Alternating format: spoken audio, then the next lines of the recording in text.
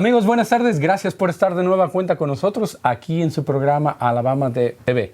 El día de hoy tengo el placer de platicar con el Senior Trooper Chuck Daniel, quien va a hablar con nosotros acerca de seguridad en las calles y seguridad en los caminos. Officer, thank you very much for being here. It's a pleasure for you today. My pleasure to be here. Oficial Daniel, nosotros tenemos muchas preguntas que ojalá nos pudiera contestar. ¿Qué le parece si empezamos con la primera pregunta, que sería, ¿qué tan grande es la presencia de los State Troopers aquí en Alabama? Well, our presence as of today, or as of 2016, we have a very proactive department. However, our numbers are lower than what is needed to be effective for enforcing the traffic laws and for the state of Alabama. However, our men and women take that role and they work hard to make up the difference, and we're hoping that we'll be able to hire more troopers in the near future. ¿Nos podría decir exactamente a qué está asignado el departamento de troopers? Our primary job as state troopers is to enforce the traffic laws on the highways of the state of Alabama. A highway patrol trooper, his job each day is to go out onto the roadways and make sure those roadways that he's traveling on are being traveled in a safe manner. And our other job is to work the traffic crashes that occur as a result of different factors that come about when people don't drive like they're supposed to. Oficial, ¿y nos podría explicar cuál es la diferencia entre los troopers y el departamento de policía de la ciudad? Well, the main difference is jurisdiction. A state trooper has jurisdiction in the entire state of Alabama, whereas a city police officer has jurisdiction within a limited range. The bigger the city, the more jurisdiction.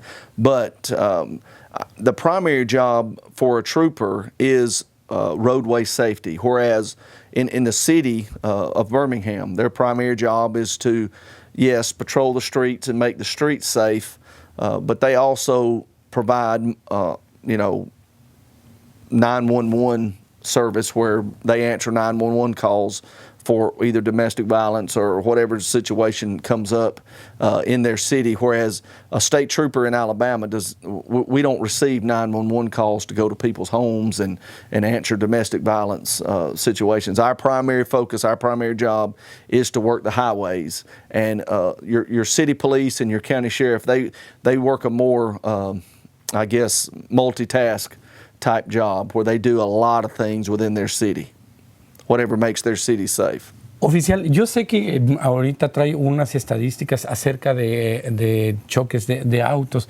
Sé que las trae. ¿Nos podría hablar un poquito acerca de estas estadísticas? ¿Son mayores o han disminuido con respecto a otros años? So far this year, we are experiencing a high number of traffic fatalities. As of last night, the state troopers in Alabama have worked 106 fatalities. That is 39 more than last year at this time. Last year, state troopers worked a total of 31,000 crashes in 2016, which was a record number of crashes for a 5-year period. It was the highest number in the past 5 years. And that is a trend that we desperately want to curb and turn the numbers back the other way. So far this year, our crashes have been, in the first 3 months of the year, our crashes are higher than they were at this time last year. So not only are our fatalities up, but our crashes and our injuries are up, which goes against our mission. Our mission is to lower them and even try to prevent them. And what we want the public to understand is that this is not just for Hispanics. This is for every faction of the community of the state of Alabama. It's affecting families in every culture. So we want to promote that attitude of self-preservation when you're behind the wheel traveling the roadways. in your opinion, why do you think this thing is happening? So you just told me that the numbers are higher now. Well, the two primary reasons, there's a lot of factors that go into a traffic crash. Your number one factor for traffic crashes and fatalities is speed. So if we slow our speed down, then naturally it would reduce crashes, and those crashes would reduce injuries. The number two factor that is related, or the number one factor of why we have fatalities, is the lack of wearing a seatbelt.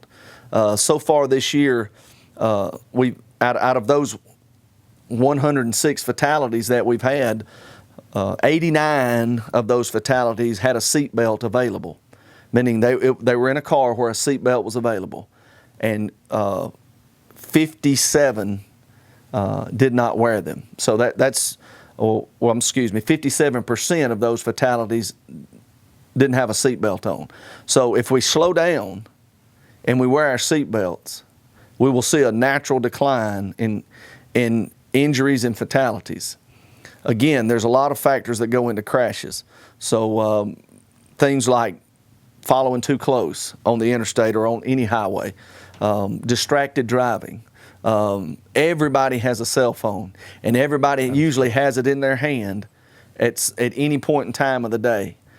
Put it down when you're driving. Pick it back up when you get to where you're at.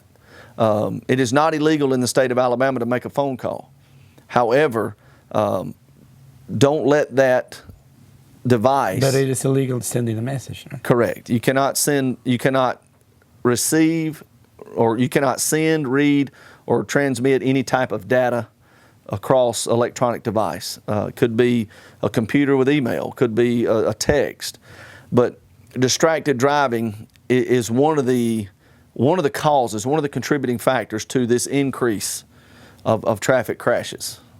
So if we could, it's a simple solution to a major problem. If we slow down, if we wear our seatbelts and we drive focused on where we're going and what we're doing, our crashes would come down. But that's going to require the efforts of the motorists in the state of Alabama. Well, thank you very much for being here. And actually, could you send a message to the Latino people that telling them that you are here to serve them, protect them, and you don't have any complaint with the Latino community? It is very nice, like as a Latino, to hear the police is always on our side. Absolutely. My focus in my line of work is to serve and to protect, and that goes across all cultures. And I've been in law enforcement 12 years, and I can truly attest that the officer's number one focus is to do his job and to go home to his family. But in that 8-hour shift or that 10-hour shift or that 12-hour shift, we encounter many different cultures and many different. So we have to be able to balance all those things, and I want the Latino community to understand that the state of Alabama, we're here to serve the people of the state of Alabama. Well, thank you very much. It was a pleasure to have you here. Yes, sir. It's not going to be the last one. Yes, sir. Glad to be here. Okay, see you next time. Yes, sir. Thank you. Bueno, amigos, no se vayan, continuamos con un poquito más de Alabama TV.